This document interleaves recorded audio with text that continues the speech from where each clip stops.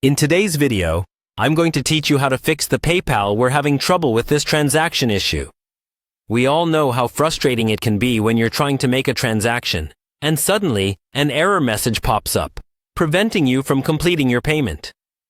But don't worry, because today I'll guide you through a simple and effective solution to resolve this issue. First, you'll want to start by heading over to the PayPal website. You can do this on any device with internet access, whether it's your computer, phone, or tablet. Simply open your preferred web browser and navigate to the PayPal homepage. This is your gateway to managing all your transactions securely. Once you're on the homepage, the next step is to click on the Login button. This is typically located at the top right corner of the page. Enter your credentials, that's your email and password, to securely access your account. If you have two-factor authentication enabled for added security, you'll be prompted to confirm your identity, so make sure your verification device is handy.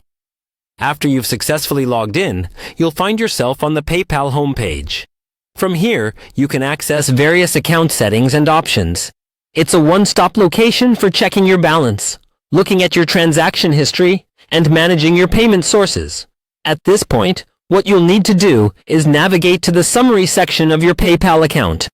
This part of the site is crucial because it provides you with a concise overview of your account activity and any pending transactions. It also lets you verify balances and see if there are any alerts or restrictions that could be impacting your ability to complete your transaction. Now, the issue might be arising from the funding source you are attempting to use. The good news is there's a straightforward fix for this. Try switching to another funding source for your transaction.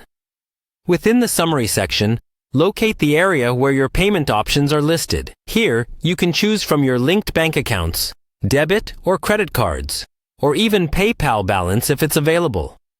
Simply select a different option and attempt to process your transaction again. Often, transactions get blocked due to issues with the specific funding source, such as insufficient funds, expired cards, or unverifiable bank accounts. So using an alternate option can easily solve the problem.